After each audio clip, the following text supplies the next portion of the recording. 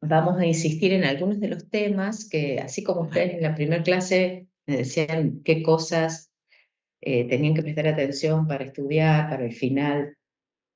Vieron que ya en esa clase les fui haciendo hincapié en algunas cuestiones, les hice hincapié en por qué.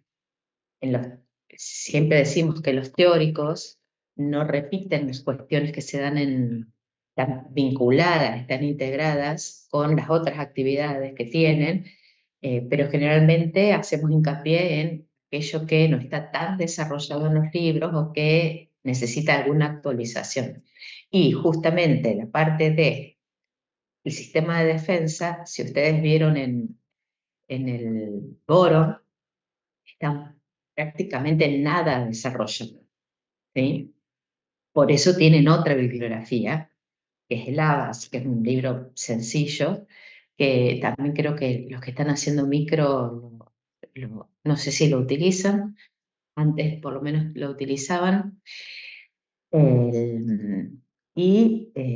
Más allá de que es un libro de inmunología, después hay algunas cuestiones que tampoco quedan del todo claras en el Abbas y que son algunas de las cosas que vamos a hacer hincapié en los teóricos, eh, principalmente, por ejemplo, el tema que vamos a ver hoy y el tema que vamos a ver en la clase que viene. El tema que vamos a ver en la clase que viene a veces en la inmunología no está tan desarrollado porque generalmente se van hacia la parte más patológica, mientras que en la próxima clase vamos a ver cómo tenemos la parte más de regulación por otros sistemas. Y hoy vamos a prestar atención a algunos procesos de lo que llamaríamos regulación intrínseca. Vieron que vamos viendo, como vimos en las otras unidades temáticas, y vamos como dividiendo regulación intrínseca, o sea, del propio sistema, y la regulación que le llamamos extrínseca o externa, que está mediada por el sistema nervioso, sistema endocrino. Como estamos hablando del sistema inmune, principalmente la externa es esa. En otros sistemas, el sistema inmune pasa a ser un mecanismo de regulación extrínseco. Así que es para que ese mismo concepto lo pueden aplicar a los distintos sistemas. Bien, bueno, entonces vamos a ver, voy a compartir.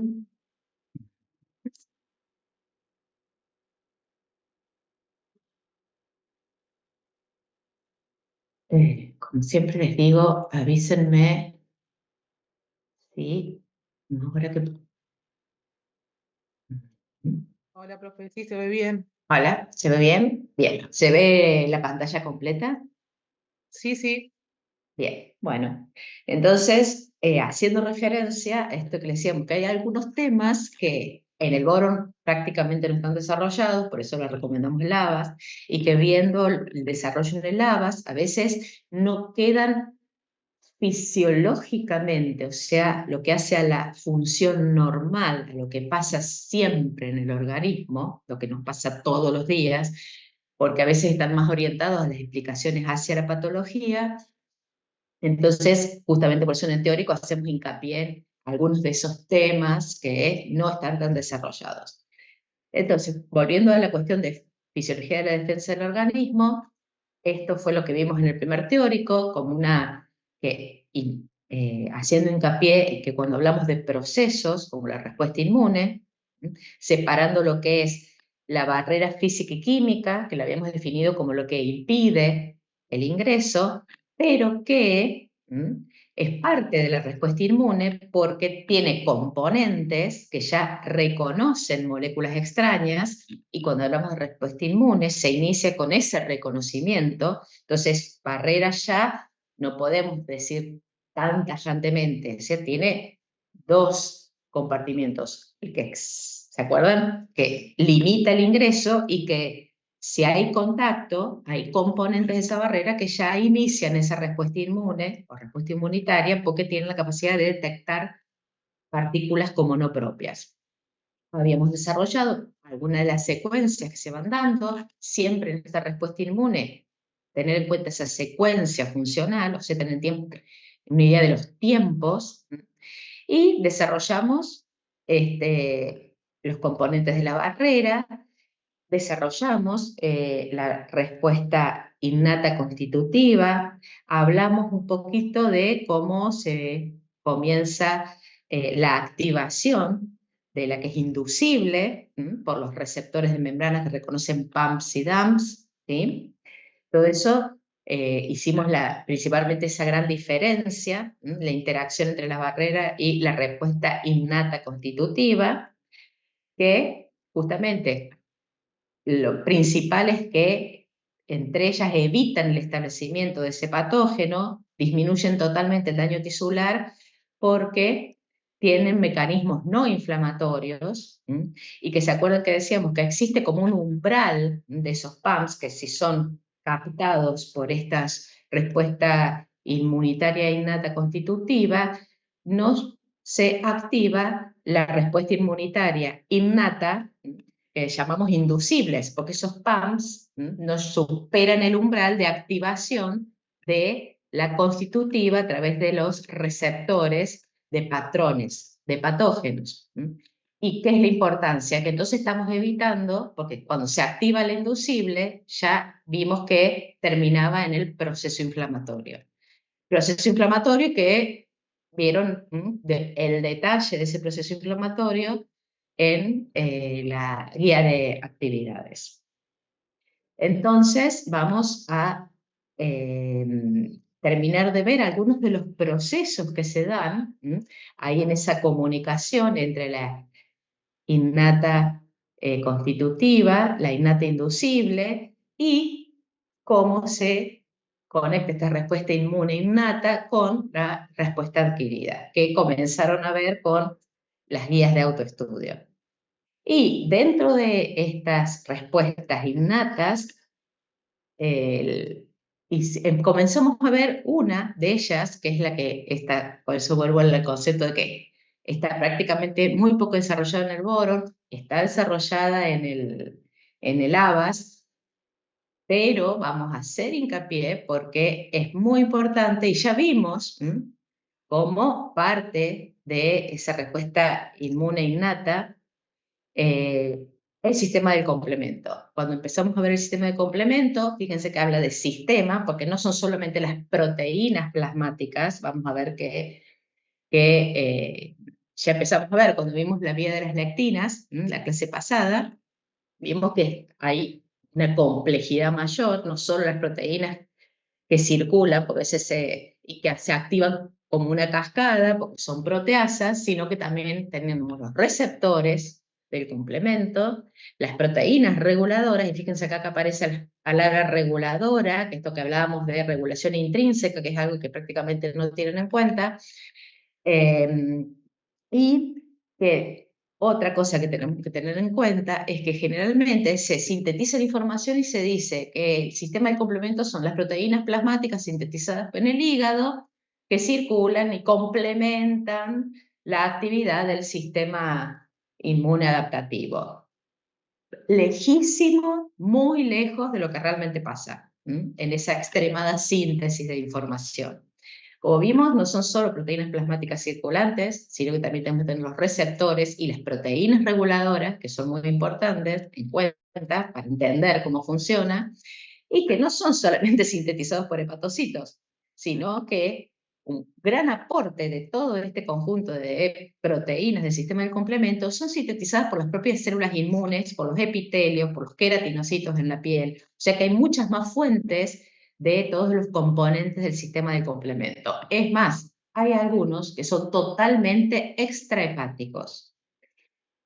Y cuando hablamos de la importancia del sistema de complemento, generalmente hay una vía, que es la que se llama vía alternativa, que es la que menos se desarrolla, pero resulta ser la más importante. Por eso decimos que es la vía alternativa, porque la palabra dice alternativa. No es tan alternativa. ¿Por qué no es tan alternativa? Volvemos al concepto evolutivo que nos da la importancia, que es la filogenéticamente más primitiva, o sea, la que prácticamente tienen todos los animales, una lombriz, todos los animales, hasta nosotros, todos los representantes del reino animal tienen los componentes de la vía alternativa, lo cual implica que es muy importante para la defensa del organismo. Y es muy importante, fíjense que se representa el 80% de la actividad del complemento, o sea que es importante en cuestiones de respuesta ante un patógeno. Es la respuesta más rápida y que está constantemente en actividad ante un peligro potencial.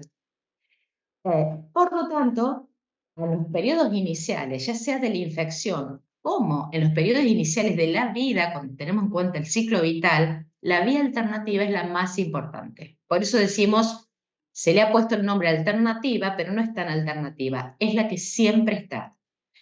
Entonces, la cuestión es cómo. ¿Cómo es que tiene esa capacidad de respuesta tan rápida y constante? Y eso tiene que ver con que, ¿se acuerdan que ya la clase pasada, cuando hablábamos del complemento, que habíamos explicado la vía de las lectinas, decíamos que era una cascada de estas proteínas séricas que iban de la 1 a la 9, y una de estas proteínas solubles se llama es la C, la del complemento, la proteína C3. Y esa C3 tiene la capacidad de activarse espontáneamente, o sea, de romperse espontáneamente. Eso es lo que se llama teoría del takeover. O sea que tenemos, cuando hablamos de fluidos, no hablamos de la sangre solamente, sino que estamos hablando, fíjense que dijimos que está sintetizada por también epitelios, células inmunes, o sea que en el líquido intersticial también hay esta C3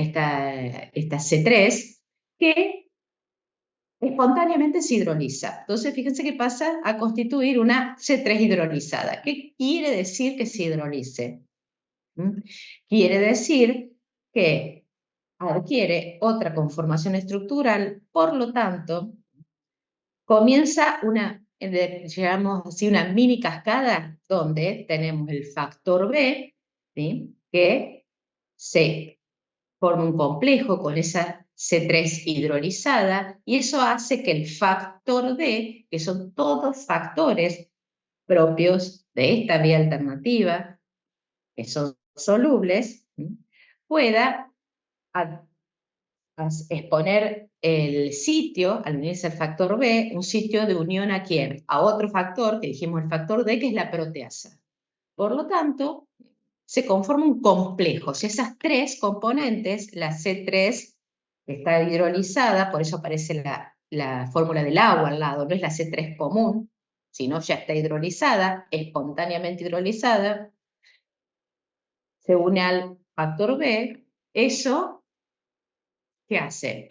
Que sea susceptible de acoplarse a la proteasa factor D, y ese conjunto conforma una convertasa de C3. Fíjense que se llama la convertasa, ustedes la van a encontrar con el número de C3, que está hidrolizado, B mayúscula, B minúscula. Es una convertasa, o sea, tiene la capacidad de escindir el C3 que está circulando en los líquidos intersticiales en C3A y C3B. Obviamente que eso, al ser espontáneo, pasa a una tasa baja, constante, está pasando siempre. Entonces, esta escisión, esta convertasa que está constantemente y a tasa baja generando C3A y C3B, puede, esta convertasa o esta hidrólisis del C3, activarse más o acelerarse cuando está interaccionando con fases biológicas, fíjense que hablamos de distorsionadas, o sea que tienen algún problema.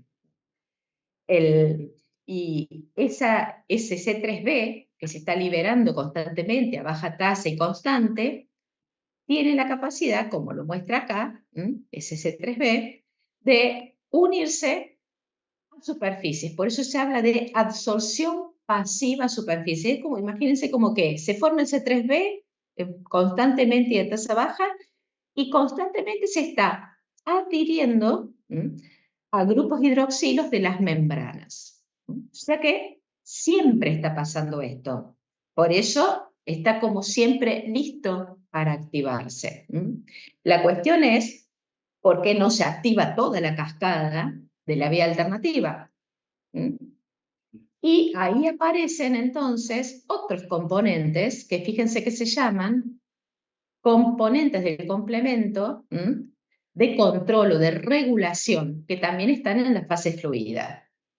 Y ahí aparece entonces la importancia del control continuo de la generación de C3b por estas proteínas reguladoras, que esas proteínas son tanto circulantes como unidas a la membrana, o sea, de fase fluida o unidas a la membrana, que acá las tienen algunas. ¿Ven? Todas estas siglas son que aparecen acá. ¿Cuáles son? Factor H, proteína de una C4b, que actúa, por ejemplo, regulando lo que vimos los otros días, que se formaba el C4b en las vías de las lectinas.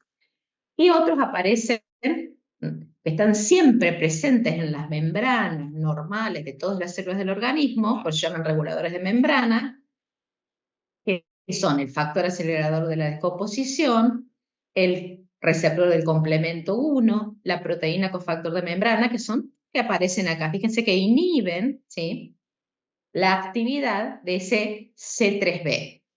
Por lo tanto, al acoplarse, formar un complejo, facilita que el factor I, que es uno de los más importantes, genere el C3b, fíjense que aparece una I porque está como inhibido.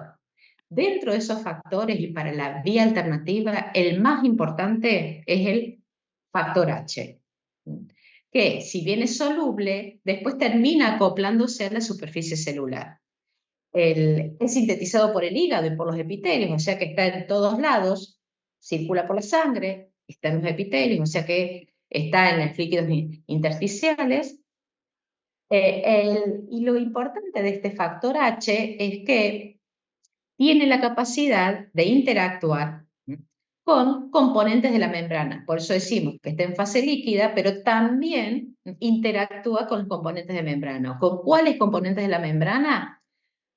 Los glicosaminoglucanos y ácidos siálicos, porque tiene, entre comillas, avidez por cargas negativas. Y eso hace que se generen, que se vayan autoensamblando, que se vayan acoplando distintas moléculas de ese factor H.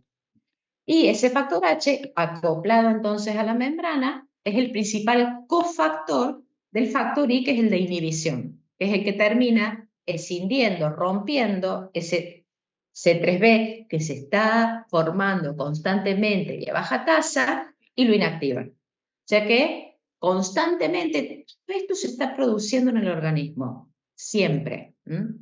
O sea que también tenemos que tener en cuenta, cuando hablamos de reconocimiento de lo propio y de lo ajeno, tener en cuenta que este factor H, fíjense que a través de su actividad está comportándose como un factor que reconoce lo propio y lo no propio, porque solo interactúa con moléculas que están en las membranas del organismo propias, como los GAGs, que no están en los patógenos. Por lo tanto, ¿sí?, también es parte de lo que llamamos reconocimiento de lo propio y lo no propio. Fíjense que, bueno, después ahí les vamos avisando que no es el único sistema regulador que vamos a ver, pero es el principal sistema regulador de la vía alternativa que está constantemente y a baja tasa generando C3b y, sin embargo, no se activa la cascada de la vía. La pregunta es, entonces, si está constantemente inhibiéndose a través del factor H, ¿cómo se activa en la presencia de patógenos? Y en parte ya se le hemos dado la respuesta recién. ¿Qué pasa? Estos patógenos, cuando ese C3b, que tiene un enlace que se activa cuando está ahí generándose, y tiene esa capacidad de anclarse a las células, todas las células, a las células del organismo y a las células de los patógenos. La diferencia, ¿quién la hace? Que en las células de los patógenos, ¿qué no hay? Dijimos, gas. Por lo tanto, el factor H no se polimeriza, no se tetrameriza, que es la forma activa del factor H. Por lo tanto, al no unirse el factor H a las células patógenas del patógeno, el C3p que se está depositando a través de esa formación constante no se inactiva. Y en ese caso se inicia la vía alternativa del complemento. Esto es lo importante de esto es que está siempre. Por lo tanto, es lo primero que ocurre ante la exposición a un patógeno. ¿Sí? O sea, al haber atravesado las barreras, están esos 3B constantemente generándose, inmediatamente que entre en contacto con los líquidos corporales, este C3B se une a la membrana del patógeno, al no ver factor H, se activa la vía alternativa del complemento y así se ataca a través de esta vía alternativa toda célula que no tiene patrones propios como los GAGs. Bueno, la cuestión es, acá tenemos algunas cuestiones que ya nos hacen ver cómo continúa. Hay dos factores que ya los mencionamos, porque suceden constantemente, son parte de la generación del C3b en esa cuestión constante y a baja intensidad que dijimos, el factor B y el factor D. Esos mismos factores, obviamente que una vez que el factor B se acopla a la membrana, ¿sí? Y no hay factor H ni factor I que lo inhiba, el factor B y el factor D, ¿qué hacen? Generan parte de esta reactividad.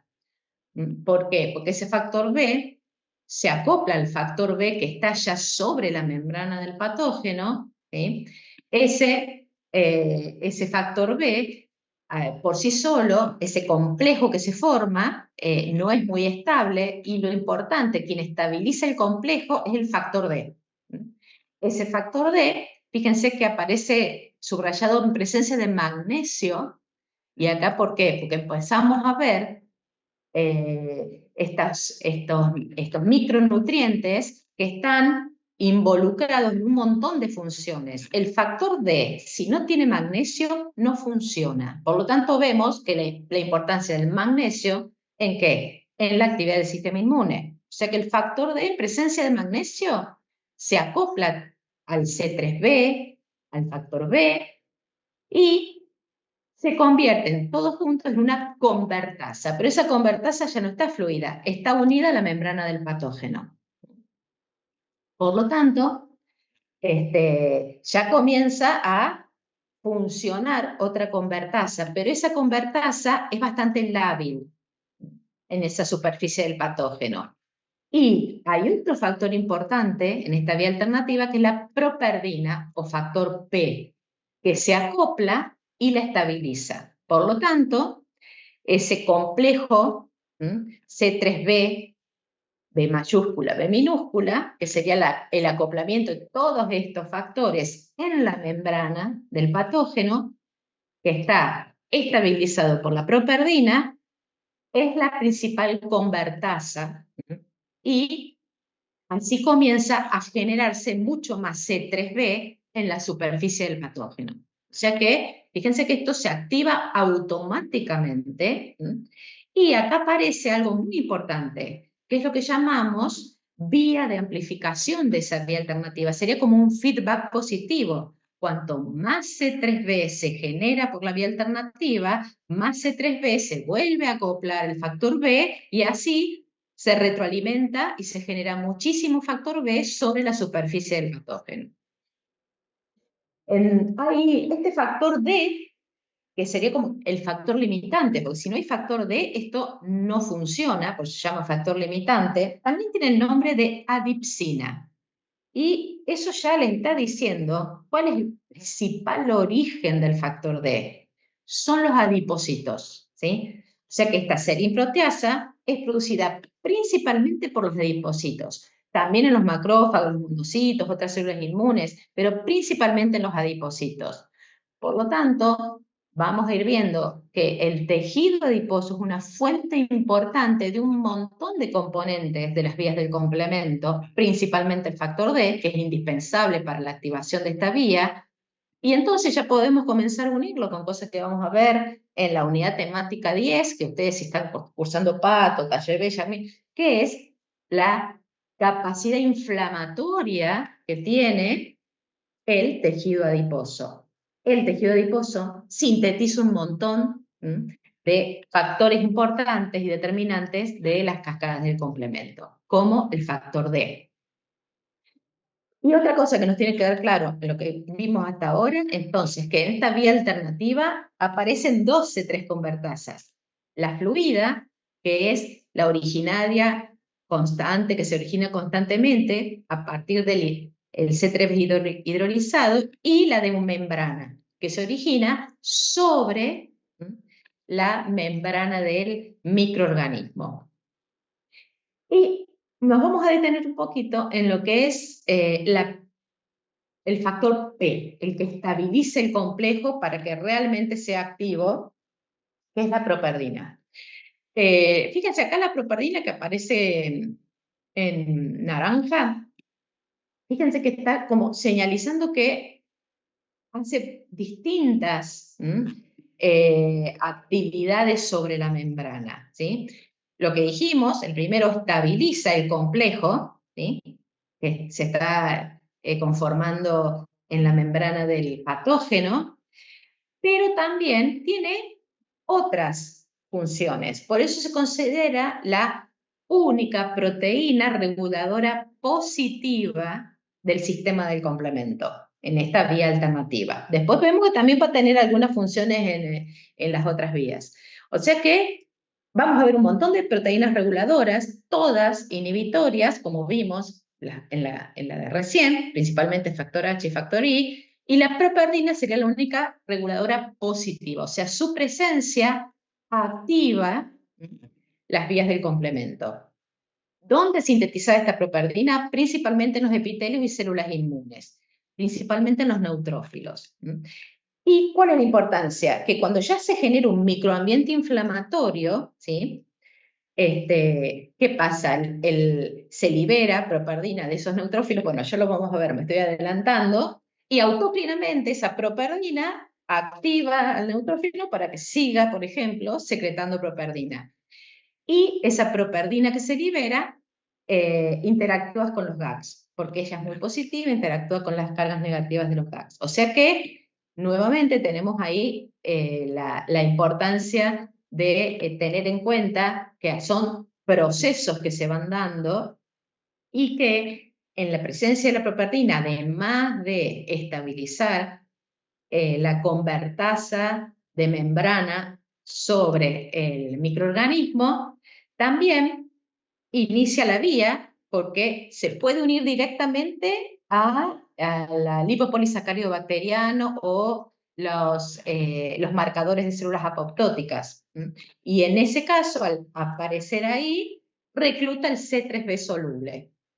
Por lo tanto, actuando ahí, tiene la capacidad de reclutar C3b soluble y estar limitando la acción del factor H. O sea que, fíjense que no es solo un estabilizador, sino que también tiene la capacidad de generar la actividad de la vía del complemento y limitar la activación del factor H, principalmente en ¿dónde? En esas células apoptóticas, que después vamos a ver en más detalle.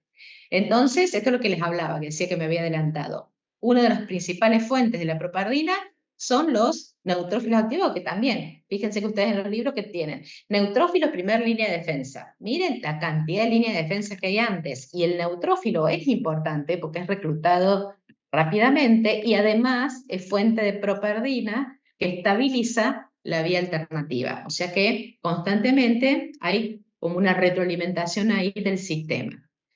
La cuestión es que todo esto está haciendo que ese C3b, generado por la convertasa en la membrana, quede anclado en la membrana del patógeno. Entonces, ¿qué va a pasar con ese C3b generado por la vía alternativa, por la C3 convertasa sobre la membrana del patógeno? Una de las cosas que pasan es que, como dijimos, esto va aumentando muchísimo. Fíjense que dice que se producen en 5 minutos millones de moléculas de C3b sobre la superficie del patógeno. Ahí estamos hablando de una cuestión temporal y de la cantidad de moléculas que terminan sobre la superficie del patógeno, que tienen 3 destinos principalmente. Uno es activar la formación de otra convertasa, que es la C5 convertasa, que ya la vimos la clase pasada, porque esa C5 convertasa, ¿cuál es? La que va a terminar formando el MAC. ¿Se acuerdan que vimos en la primera clase, cuando hablábamos del complejo que forma el canal sobre la membrana de los patógenos? ¿Cómo se forma esa C5 convertasa? Fíjense que se llama C3b, porque C3b apoya en la membrana, acá lo tenemos. Esa convertasa se une a otra molécula C3b y eso la convierte en C5 convertasa. O sea que el componente C5 del complemento se escinde en C5a y C5b. Y esa C5a es una anafilotoxina y la C5b es la que comienza la formación de ese complejo de ataque de membrana que en sus siglas en inglés es MAC. La cuestión es que ese MAC está compuesto, lo vimos sintéticamente la clase anterior, por el resto de los componentes del complemento, C6, C7, C8 y C9. Y se van así, en ese orden, ensamblando en esta C5b, que es primero el complejo, ¿ven? Cuando se van acoplando entre ellas, estas de fase soluble, van penetrando la membrana. El C5b8 es el que comienza a atravesar la membrana y sobre ese se comienzan a polimerizar los C9. Y fíjense que el resto del complejo del poro de ataque son C9 que se han polimerizado sobre el C5b8. Por lo tanto, ahí es como se conforma el poro. Al aparecer un poro en la membrana, obviamente, aplicamos lo que vimos en la unidad temática 2, o lo que vienen viendo desde biología, que se genera un poro en el cual, ¿qué va a pasar? Por ósmosis se va a romper esa célula. Estos son los poros que algunos seguramente ya lo han visto en las clases de inmunología de micro o en pato. Por lo tanto, se forman muchísimos poros en la membrana del patógeno, lo cual produce la destrucción del patógeno. Por lo tanto, ¿qué hemos visto? Que tenemos todo esto lo que hemos visto, cuando se activa, todo esto lo que hemos desarrollado, ¿sí? La C3b en sí misma es una opsonina, se forma el poro y dijimos que tiene la capacidad de amplificarse esta vía como una retroalimentación positiva. Vamos a ver un poquito más del detalle de la amplificación de esta vía, porque ese bucle de autoamplificación o lo podemos considerar como una retroalimentación positiva de la misma vía alternativa. ¿Sí? ¿Por qué? Porque ese C3b producido, ¿sí?, genera que se genere más C3b en fase fluida y así sucesivamente. Lo más importante en este caso es que, obviamente, al tener como una retroalimentación positiva, nuevamente, ¿qué aparece? Como vimos antes, que tiene que existir mecanismos de control y regulación de ese bucle de amplificación y también de la deposición de C3b, que no sea excesiva y que pueda dañar tejidos normales, células normales. Nuevamente, ¿quién aparece como factor regulador? El factor H, ¿sí? Y ese como cofactor del factor I, y que a su vez en este caso, fíjense, no es solamente que está rompiendo el C3b, que se puede llegar por esta retroalimentación positiva a unirse a las membranas normales, sino que, ¿sí?, acelera la disociación de esas convertasas, tanto C3 como C5, y compite con el factor B. ¿Para qué? Para que sobre el mismo microorganismo no sea excesivo, pero principalmente para que sobre las células apoptóticas o dañadas no sea excesivo, porque si se llega a formar el poro sobre células, ¿qué se van a liberar? Se van a liberar DAMPs, ¿sí? Por lo tanto, y ahí se genera como un círculo vicioso. O sea que siempre está ese factor H, no solo para evitar que se active sobre las células sanas, sino que cuando hay un patógeno, mantiene limitada esta reacción. ¿Y por qué también es importante que se mantenga limitada? Porque fíjense que lo que se ve acá, que la vía clásica y la de las lectinas las vimos, la vía clásica la vamos a ver un poquito acá, bueno, es muy parecida a la de las lectinas.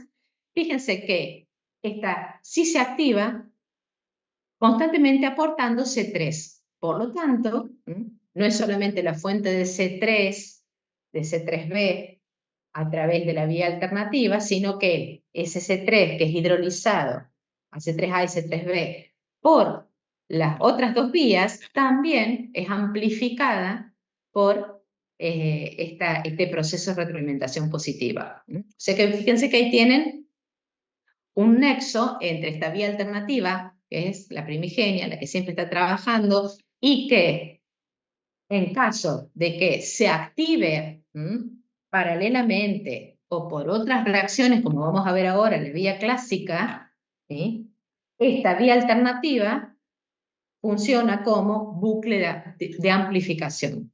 Y a través de este bucle de amplificación, principalmente está facilitando, ¿sí?, que se active la C5 convertasa.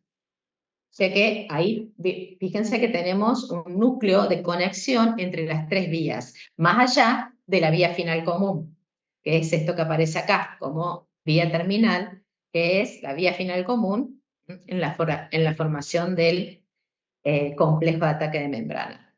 Entonces, como dijimos recién, teníamos la vía de las lectinas, que la vimos en la primera clase, la vía alternativa que desarrollamos recién, que dijimos es importante, pues está siempre ahí lista para actuar, y tenemos la vía clásica. Fíjense que cuando uno dice clásico alternativo, la misma palabra los hace pensar en que en la clásica es la que siempre está, la que siempre actúa, y la alternativa, como la palabra alternativa se los dice, es la que trabaja si la otra no funciona. Y es justamente al revés. Lo que pasa es que por el orden en que fueron descubriéndose las cuestiones, quedó así. Pero la alternativa es la que siempre está, y la clásica es muy importante, pero actúa en forma más tardía, hablando de la secuencia.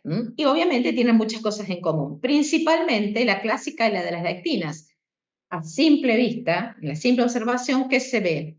Morfológicamente, el MBR o las ficolinas, que habíamos dicho que eran estos marcadores solubles que tienen la capacidad de unirse a PAMs en la membrana de los patógenos, fíjense que son estructuralmente muy semejantes al principal componente de la vía clásica, que es el complejo C1Q. O sea que ya ahí tienen algunas similitudes morfológicas, pero además las similitudes morfológicas tienen otras similitudes, que las dos van a terminar activando la vía, llegar al complejo a través de, no lo que vimos recién, la vía alternativa, sino a través de la activación como convertasa en la membrana de C2A 4B. ¿Ven? Aquí está. Eso es lo que tienen en común, que es totalmente distinto a lo que vimos recién de la alternativa. Entonces, si vemos la vía clásica, ¿cómo se inicia? Se inicia cuando este complejo C1Q se une a complejos antígenos anticuerpos sobre el patógeno. O sea que ya tenemos otro actor más en este caso, ¿sí? No es directamente, como en el caso de las lectinas, sino que el intermediario de la unión es un anticuerpo. ¿Cómo entonces se termina de activar? Dijimos que C1Q es un complejo. Acá se ve, esto es un complejo. Ven que tienen estas otras proteínas que lo rodean, así como estaban las más, que eran realmente las que tenían la actividad en las lectinas. Acá tienen el C1R y el C1S, que en este caso son dependientes de calcio. ¿Sí? Y se activa C1S, y cuando se activa el C1S, tiene la capacidad de escindir C4. El C4A, que es soluble, obviamente todo eso soluble va a pasar a ser una anafilotoxina, y C4B se ancla a la membrana, queda anclada a la membrana del patógeno. Ahora, esa C4B, fíjense nuevamente en presencia de magnesio, nuevamente nombramos un montón de, en el caso de magnesio, micronutrientes importantes para la efectividad del sistema inmune. Ahí entonces es cuando ese C4B tiene capacidad de proteasa y divide C2 en C2A y C2B. C2B difunde y C2A forma el complejo con C4B. Y eso llamamos convertasa C4B2A. O sea que es otra C3 convertasa. O sea que ya vemos, es la tercera C3B convertasa. Vimos dos en la alternativa y esta, ¿por qué decimos tres? Porque se forma de una vía distinta, pero es la misma que se forma en las vías de las lectinas. Cuando hablamos de C3 convertasa ya sabemos qué pasa. El C3 de fase fluida se escinde en C3B, C3A, y el C3A, dijimos anafilotoxina, y el C3B, cuando se sigue acoplando con el complejo C4B2A, formado previamente, se convierte en C5 convertasa. Por lo tanto, ahí llegamos al punto en común. C5 convertasa, ya vimos qué pasa. Termina formando el complejo MAC. Por eso llamamos vía común. ¿Sí? Forma C5A, anafilotoxina, y C5B se une para formar el complejo de ataque de membrana. Ahora hay dos preguntas importantes que nos tenemos que hacer. ¿De dónde, dónde se forma? ¿De dónde proviene esa C1Q? ¿Y a qué tipos de anticuerpos se une? Acá tenemos IgG, que no se une a todos los tipos de anticuerpos. La C1Q, de lo que decíamos, tiene origen extrahepático. ¿Se acuerdan que al principio dijimos, generalmente sintetizamos, son proteínas sintetizadas por el hígado? Fíjense que la C1Q, que es la más importante para la vía clásica, es de origen extrahepático. ¿Dónde se producen? En células del sistema inmune. O sea que está en los microambientes que rodean las células en todos los tejidos. O sea que está, digamos, es fácilmente accesible. No es que circula a través de la sangre, tiene que atravesar el endotelio, llegar a... No, está siempre también. La cuestión, a diferencia de la alternativa, es que se activa con la presencia de anticuerpos, ¿sí? Con dos tipos de anticuerpos. IgG, como el que veíamos, que es un monómero y que tiene una baja afinidad por el C1Q, IgM, que como han visto en bioquímica es un pentámero o hexámero. Por lo tanto, cuando observamos cómo se unen, ¿sí? IgM se une a varios antígenos, ¿sí? Y un CQ directamente queda rápidamente acoplado a estos anticuerpos. En el caso del IgG, ¿sí? Que son varios, es al menos a dos para que se pueda activar C1Q. Por lo tanto, justamente la presencia de GM y GM activa con mucho más eficiencia que en la presencia de IgG. Y ustedes ya han visto en biología, en bioquímica, bueno, y lo empiezan a ver en fisio, si está en micro, en pato, esto que se ve muchas veces. La cuestión es cómo correlacionamos para no aprender de memoria, sino aprender a relacionar estas cuestiones. Sabemos que hay una producción diferencial, ¿sí? De IgM y IgG. Ante la primera exposición a un agente infeccioso, que es esta curva en gris, ¿sí? Sabemos, y es lo que van viendo en las guías de autoestudio, que primariamente se produce el subtipo IgM de anticuerpo, ¿sí? Fíjense que al final de la exposición tenemos títulos de IgM, ¿sí? Posteriormente de IgG. Ahora, sabemos que ante una segunda exposición con las células de memoria, obviamente se produce muy poquito título de IgM y alta título de IgG. ¿Esto por qué hablamos? Porque dijimos que son quienes activan la vía clásica, IgM e IgG. Por lo tanto, IgM necesaria su presencia para activar la vía clásica, fíjense que es tardío ante la primera exposición. Por lo tanto, la vía clásica nunca va a ser la primera en trabajar ante la primera respuesta, ante la respuesta primaria. Tenemos las otras dos vías que son las más importantes ante la primera exposición a ese agente patógeno. Es tardíamente y a lo mejor no interacciona la vía clásica. ¿Por qué? Porque a lo mejor ya con las otras dos vías ya es suficiente. Ahora, en una segunda exposición, ¿qué pasa? IgG, ¿sí? A pesar de tener baja afinidad, pero aumenta muchísimo en esa segunda exposición, es la que va a interactuar principalmente con la vía clásica, simplemente porque el título, o sea, lo que aparece, lo que está en circulación es mucho mayor. O sea que, fíjense, acá tenemos también una secuencia temporal de cómo se dan los procesos. Por eso, cuando hablamos de una respuesta innata, ¿sí? Tenemos la principal respuesta innata a través de las vías del complemento, es la opsonización, ¿sí? O que lleva a la fagocitosis, proceso que vamos a ver ahora, o la formación del complejo MAC, que vimos antes. Ahora, cuando aparecen títulos suficientes, porque ya hubo una exposición previamente, o porque hay IgM expuesta que tiene muchísima más afinidad, comenzamos a hablar de que se está activando la vía adaptativa, pero fíjense que en función del tiempo son inversas, ¿sí? Primero sí o sí la innata de lectinas y alternativa, y posteriormente la mediada por la vía clásica.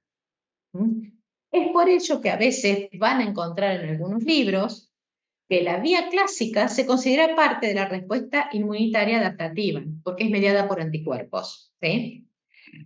Entonces ahí tenemos la vía clásica entre que algunos la consideran parte del, en esto de clasificar, de la innata y otros de la adaptativa. Y le puse un pero. ¿Por qué? Porque resulta que la vía clásica no se activa solo por el complejo antígeno-anticuerpo.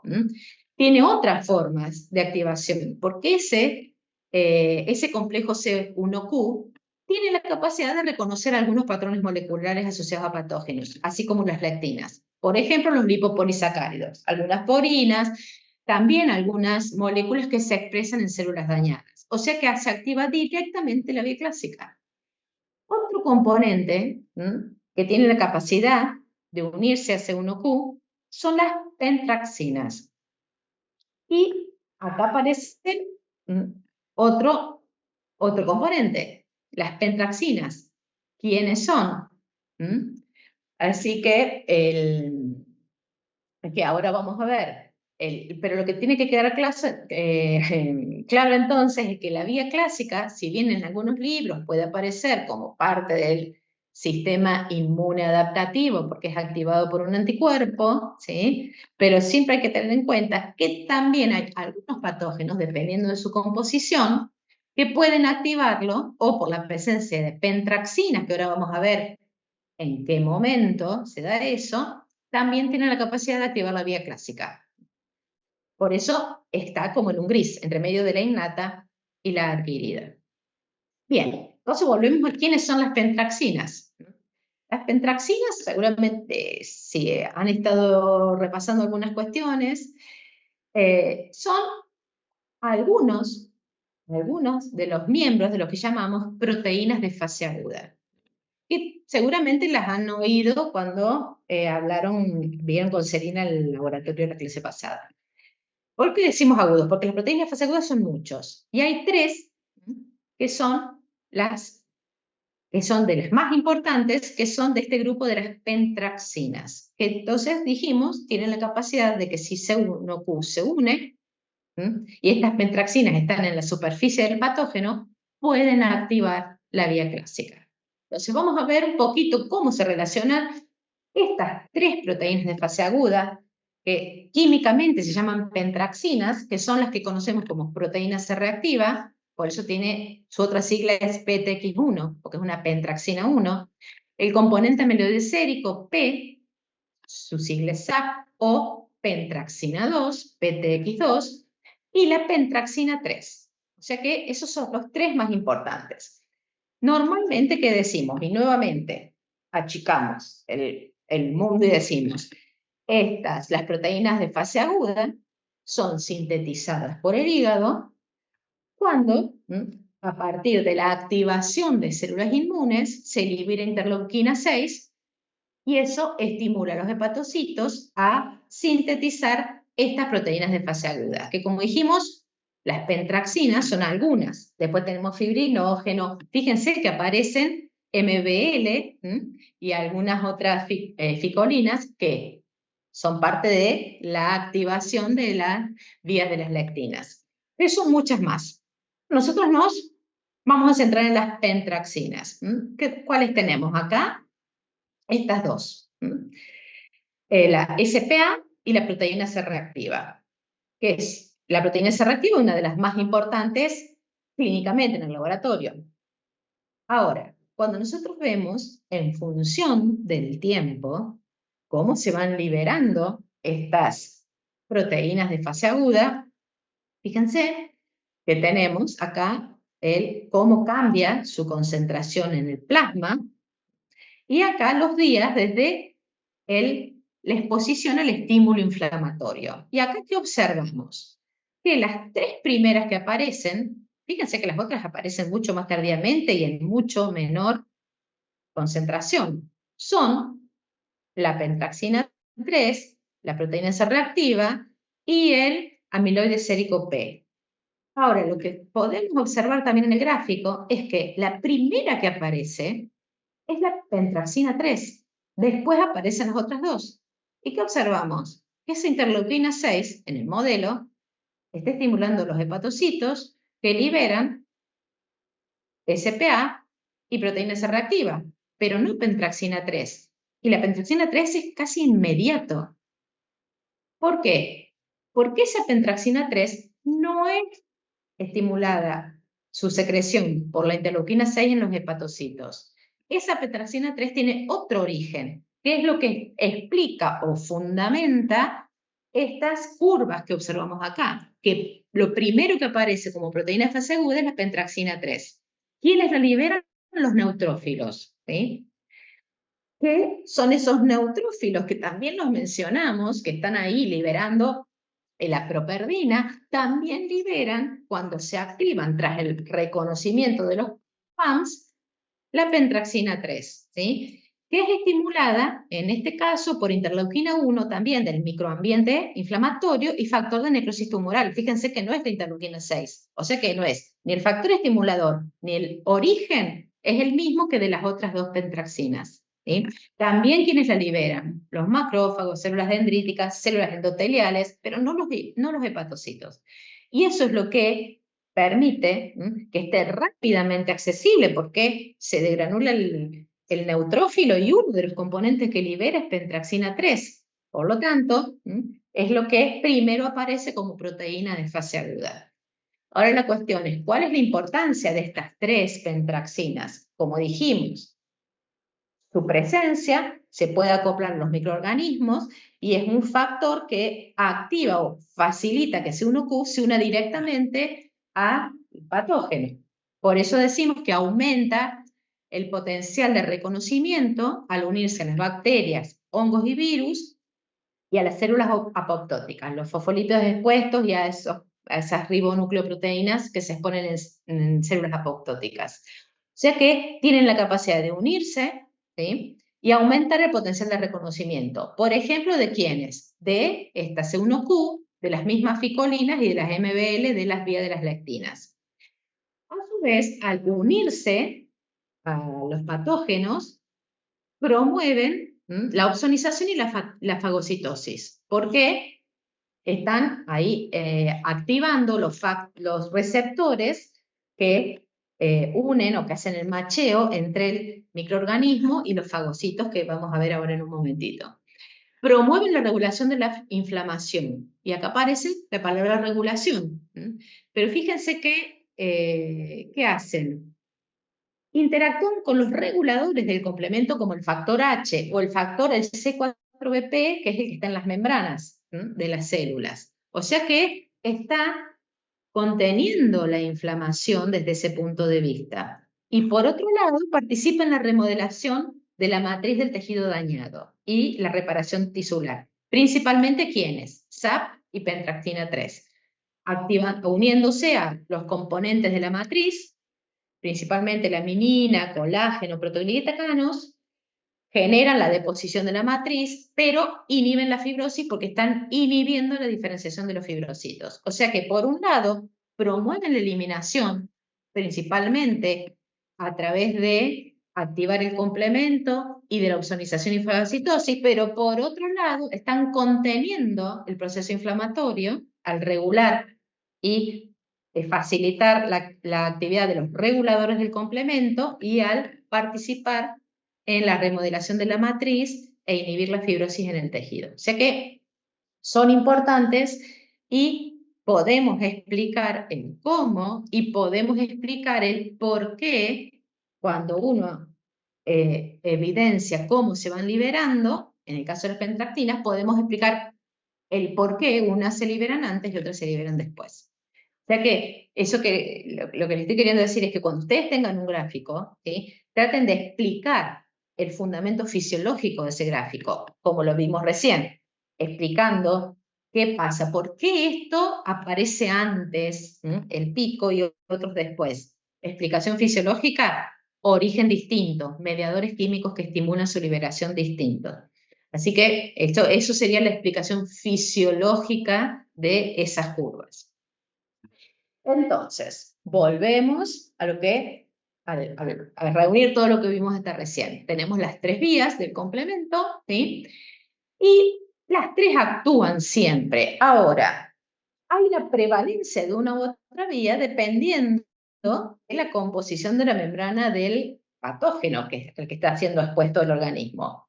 Obviamente que la alternativa, dijimos, que como se está generando siempre esa reactivación espontánea, es la primera y ataca casi todos los patógenos, porque se deposita por absorción a la membrana. Al no tener factor H, se activa la vía alternativa. Cuando hablamos de la vía clásica a través de C1Q, reconoce, obviamente, si no hay anticuerpos circulando, a lipopolisacáridos y proteínas bacterianas. O sea que principalmente, si no hay anticuerpos circulando en esa primera exposición, principalmente va a atacar a bacterias.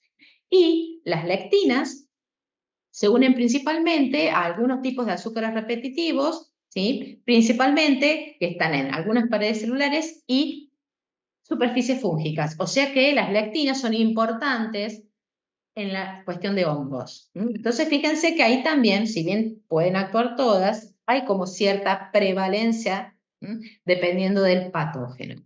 Ahora, más allá de eso, una vez que se activan, tenemos las vías efectoras, que ya vimos el MAC.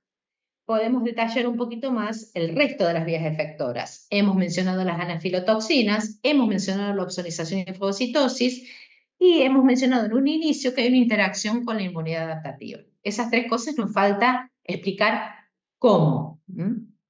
Entonces, las funciones efectoras de esa activación del complemento, con el complejo MAC ya lo vimos, o sea, no hay dudas de cómo se genera ese complejo de ataque de membrana. La opsonización y fagocitosis, hemos estado mencionando que todos los componentes que hemos visto, C1Q, la manosa, los anticuerpos, los mismos residuos que van quedando de C3b, C4b, todos en la superficie del microorganismo se convierten en opsoninas. Y esas opsoninas estimulan la fagocitosis por parte del macrófago. Ahora, esa fagocitosis es un tipo particular de fagocitosis. ¿Por qué? Porque obviamente el macrófago tiene en su membrana subtipos de receptores distintos para cada uno de estos marcadores. O sea, para cada uno de estos componentes del sistema del complemento que se van adhiriendo a la membrana del microorganismo, los macrófagos tienen receptores de membrana. El más importante es el CR3, que es el que se acopla al C3b, que en sí mismo es una opsonina, y encima vimos que por millones, en 5 minutos, están adheridos a la membrana del patógeno. Y por eso es de gran importancia este receptor. Y además ese receptor está configurado como una integrina de la membrana del macrófago. O sea que automáticamente se acoplan y generan movimientos a través de la activación de Rho, que es algo que vimos hace mucho en la unidad temática 2, estos movimientos de la actina, que moviliza la célula, y en este caso, a través de este acoplamiento del CR3, que es una integrina, con las proteínas CB3 que están en la membrana del microorganismo, se activa la movilización de distintas actinas, la polimerización, algunos microtúbulos, y conforman, ¿sí?, un tipo particular de fagocitosis que se llama de hundimiento, ¿sí? O sea que en realidad pareciera ahí, fíjense que no es que se emiten pseudópodos por fuera de la célula, sino que al unirse a la membrana eso se hunde y queda inmersa en la célula. Por lo tanto, por eso se llama fagocitosis de hundimiento, lo que se da mediado por la opsonización del complemento. Obviamente que termina, no vamos a entrar en detalle, pues eso lo han visto en histología, que termina convirtiéndose en un fagolisosoma y sigue todos los procesos que ustedes ya han visto de eliminación, que los han visto más detalladamente en histología. Ahora, la otra que vemos es que se van liberando anafilotoxinas, C3A, C4A, C5A, que se van liberando a los líquidos que rodean a este sitio, este microambiente inflamatorio. ¿Qué pasa con esas anafilotoxinas? Bueno, esto ya lo unen directamente con lo que han estado viendo de inflamación los otros días, ¿sí? Porque uno de los principales activaciones es la del mastocito, ¿sí?, que produce su degranulación y de ahí se activa con fuerza toda la inflamación. Pero también eosinófilos y basófilos se degranulan por la presencia de estas anafilotoxinas, obviamente que funcionan como agentes quimiotáxicos para esos neutrófilos, que estimulan su fagocitosis, y para los mismos macrófagos. Y en el caso de los macrófagos es importante porque estimulan la producción de citoquinas, y entonces ahí todo se refuerza. Y hay otro factor importante más que hace a la inflamación, que es el aumento de la permeabilidad. Como vieron, es muy importante el cambio de permeabilidad para el rollover y que se vayan incorporando células circulantes y proteínas circulantes al microambiente inflamatorio. Y eso lo hace C5A, induce un aumento de la permeabilidad de los vasos.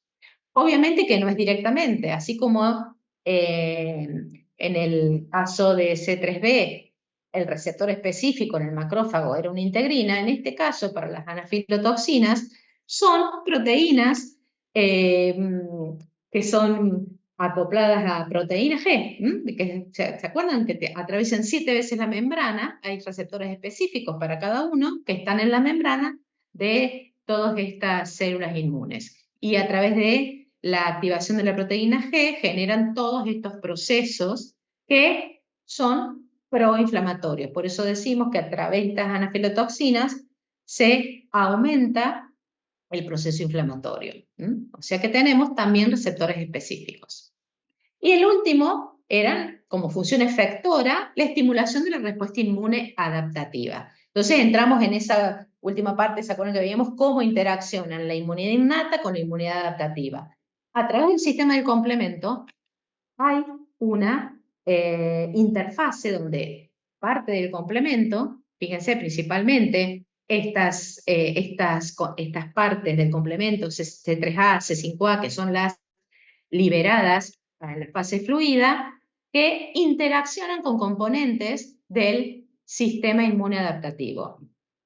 Entonces, por ejemplo, estas dos, que son consideradas anafilotoxinas, no son solo anafilotoxinas, sino que tienen la capacidad, o sea, las células dendríticas tienen receptores para estos dos componentes, y al unirse a las células dendríticas, aumentan la activación de las células dendríticas, lo cual es la interfase inmediata con la adaptativa, estimula la sinapsis inmunológica, ¿sí?, y porque ayuda a exponer un montón de moléculas coestimuladoras. O sea que es importantísimo su presencia para aumentar la activación de las células dendríticas y ahí la interfase con el sistema inmune adaptativo.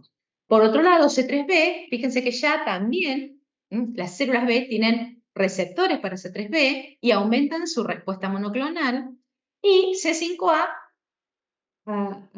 tiene dos funciones importantes como quimiotrayente de linfocitos al sitio inflamatorio y también estimula la expansión de los linfocitos T helper. O sea que son muy importantes en el microambiente inflamatorio.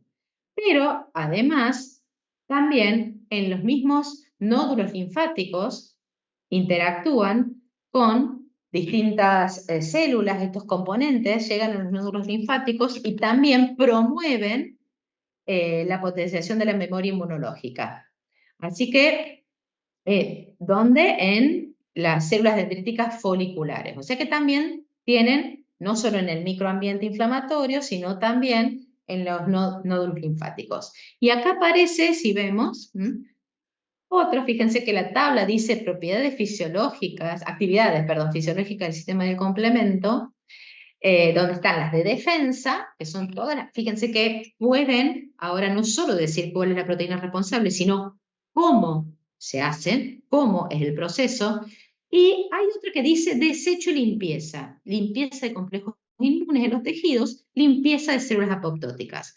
Entonces, ahí tenemos otra impronta del sistema del complemento que hace a la homeostasis del tejido, a la homeostasis, no solo a la homeostasis de mantener el equilibrio y mantener la defensa ante un agente patógeno, sino la homeostasis del tejido en cuanto a la eliminación de complejos inmunes y de células apoptóticas. Cuando hablamos de complejos inmunes, porque generalmente vimos complejos antígeno-anticuerpos unidos a las membranas del patógeno, pero también hay inmunocomplejos solubles, pequeños antígenos que conforman inmunocomplejos solubles. Estos inmunocomplejos solubles también tienen la capacidad de activar la vía clásica. Y esos, ¿ven? Se pueden adherir a C3 también, y a través de la adhesión al eritrocito, y ese eritrocito en hígado o vaso, ¿sí?, en su contacto con los fagocitos que hay principalmente en el vaso, es que se eliminan estos inmunocomplejos solubles, que son muy importantes esta eliminación, porque si no, la acumulación de estos inmunocomplejos solubles puede activar en exceso todas las vías y generar una reacción de hipersensibilidad, como lo deben haber visto en pato. Por eso, acá se puede tener en cuenta que, si bien hablamos de todas las anafilotoxinas, la respuesta inflamatoria, en este caso, en esta función de eliminar inmunocomplejos, se podría decir que tiene una función antiinflamatoria. Por eso decimos que es función de mantener la homeostasis tisular. También lo hace al eliminar células apoptóticas. ¿Cómo elimina esas células apoptóticas? Fíjense que acá tenemos lo que habíamos visto al principio, de la actividad de la vía alternativa. Ahora, tanto la vía alternativa, la clásica, como las lectinas, tienen la capacidad, como hemos visto, de opsonizar y promocionar la fagocitosis de las células apoptóticas. La cuestión es cómo hace eso. Entonces, ahí tenemos como un intermedio. ¿Por qué? Porque ya veníamos mencionando, cuando decíamos cómo se activan, siempre aparecía células apoptóticas, células necróticas, membranas alteradas. ¿Por qué? Porque esa membrana apoptótica, como lo deben haber visto en la unidad temática 2, cuando vimos apoptosis, bonito, un pato, no tiene las mismas, en su membrana no tiene expuestas las mismas firmas, las mismas señales. Entonces hay carbohidratos alterados, anexinas y algunas otras proteínas, y algunas veces cuestiones referenciadas al ADN, que están expuestos. Por lo tanto, tiene ya la membrana alterada, componentes que no están normalmente en la membrana. Y además, al estar alterada la membrana, tiene baja expresión de ¿quiénes? De los reguladores del complemento. De estos que dijimos, principalmente C4BP. o baja capacidad de que el factor H, que es lo que principalmente está impactando, al no haber tantas cargas negativas, también tiene ahí menor adhesión. Ahora, ¿eso qué hace? Que C1Q, MBL, que son de la vía clásica y de la vía de las lectinas, y el C3B, producido siempre de la vía alternativa, se adhieran a estas células apoptóticas e inducen la activación del complemento. ¿Y quiénes aparecen acá? Las pentraxinas que vimos, ¿sí? Que mejoran la unión del C1Q, que es el que es más lábil para unirse a las células apoptóticas. Ahora, ¿cuál es la diferencia? ¿Se acuerdan que veíamos estas células apoptóticas? Perdón, estas tres vías terminaban en esa vía final común con la formación del complejo, MAC. Resulta que cuando hablamos de células apoptóticas, no se forma el complejo, esa vía terminal no llega a formarse, ¿sí? Sino que son depuradas, o sea, lo importante acá es que se opsonizan mucho a través de las tres vías y son depuradas por los fagocitos. Como así hablábamos de depuración de inmunocomplejo, en realidad es como la depuración a través de la fagocitosis de las células apoptóticas. ¿Por qué? Porque si se formara el DAMP, ya se los adelante, el poro, quedarían solubles todos los DAMPs y eso activaría toda la respuesta inflamatoria. Por lo tanto, tenemos que se activa, pero solo a través de la opsonización y la promoción de la fagocitosis. O sea que tenemos una activación, pero no tanto. ¿Y quién es el que hace que no sea tanto? Las proteínas reguladoras, que están limitando en condiciones fisiológicas la activación del complemento. En este caso, ¿quiénes están? FH soluble y FI. Por lo tanto, el FH soluble, si bien no hay tantos en la membrana, que decíamos los de membrana, el C4BP, que es el de membrana, el DAF, el CMP, que son de membrana, entonces el soluble se va acumulando, ¿sí? FH. Obviamente que no inhibiendo todo, sino compensando la pérdida de reguladores, por lo tanto, hace que hay moléculas que se expresan, anesina 2, ADN y algunas histonas, donde se acopla este factor H soluble y es lo que hace que exista la activación de las vías del complemento, principalmente a través de la vía alternativa, pero no en exceso. O sea que fíjense que hay distintos mecanismos a través de los cuales se va controlando y regulando constantemente que ese sistema del complemento no se active en exceso. Y ese sistema de regulación, ya vimos varios componentes que vimos. Factor H, factor I, ¿sí? C4B, C4B, ¿qué quiere decir? Que no actúa sobre C3, sino sobre la convertanza C2B, C4B. El DAF, que estaba sobre la membrana, o sea que tenemos varios, o sea que tienen distintos mecanismos de acción estas proteínas reguladoras. Y es más fácil interpretarlas como justamente cómo realizan su acción. Entonces vamos a tener, vamos acá. Actividad de cofactor I, que es el que más vimos. ¿Quién es el principal? El factor H. El factor H, ¿se acuerdan? Que es el más importante cofactor del I, que es el que termina de desarmar el complejo, CB. Por lo tanto, es actividad de cofactor del factor inhibitorio I. Este es el que más hemos visto. Pero también tenemos, fíjense, algunos mediadores, algunos reguladores, proteoctina, protectina, vitronectina, proteína S, que ¿qué hacen? Inhiben la formación del MAC. Hay otros que son carboxipeptidasas, que son las que van rompiendo las anafilotoxinas para evitar un exceso de la respuesta inflamatoria. Y tenemos otros, el DAF, esos que veíamos que estaban principalmente en la membrana, que aceleran la degradación de las C3 convertasas. Y otros que actúan directamente y van a disociar los componentes del C1Q, que se acuerdan que era un complejo, entonces los separan. Así que fíjense que en prácticamente todos los pasos de las 3 cascadas del complemento hay mecanismos reguladores por distintos factores que son generalmente proteínas que impactan en distintos procesos. Una cosa importante es que, y acá aparece la matriz extracelular nuevamente, ¿sí?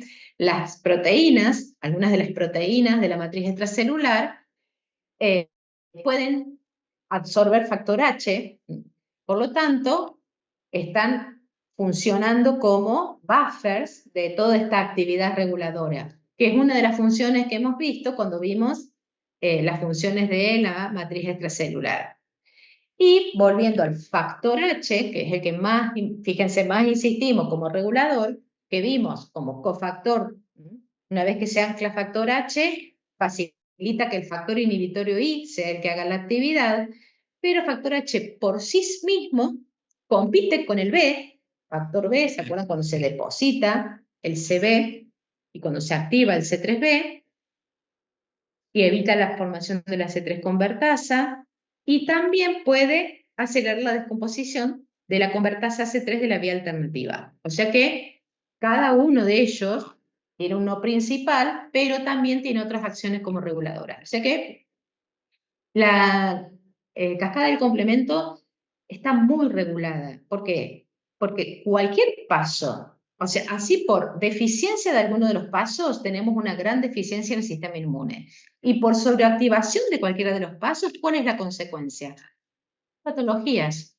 Patologías relacionadas con la miastenia gravis, relacionadas con enfermedades de la piel, como la psoriasis, la artritis reumatoide. Todas tienen alguno de estos componentes, principalmente reguladores, que fallan. Por lo tanto, las reacciones son exacerbadas. Por eso, siempre tener en cuenta esta importante regulación, digamos, intrínseca del sistema del complemento.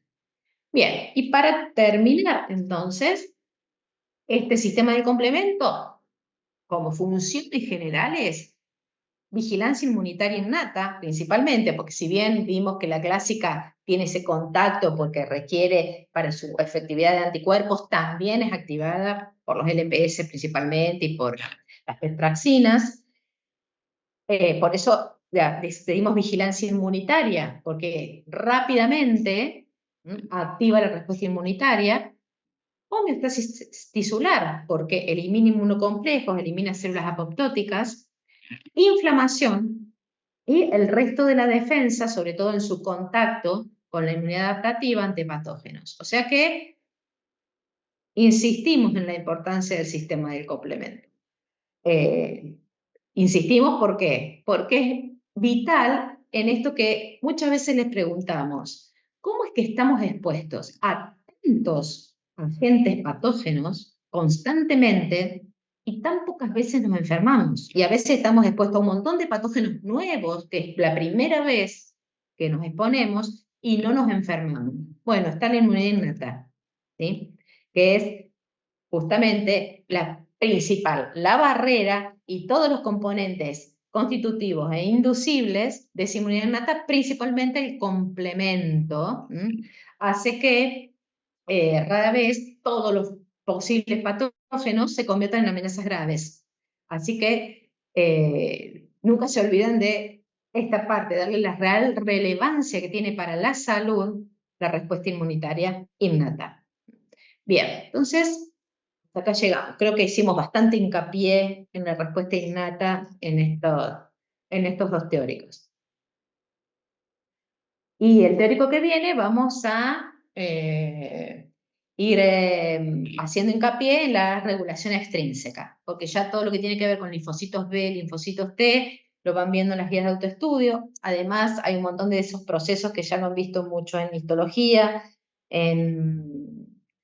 en micro, sí, tampoco queremos realzar eso, pero la otra parte que falta bastante en los libros o que falta desarrollar en el Boron o en los libros de Inmuno es lo que vamos a ver la clase que viene.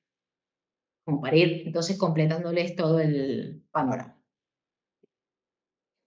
Bien, bueno, chicos, siendo viernes y siendo las 2 menos 10, hemos terminado. Yo ahora dentro de un ratito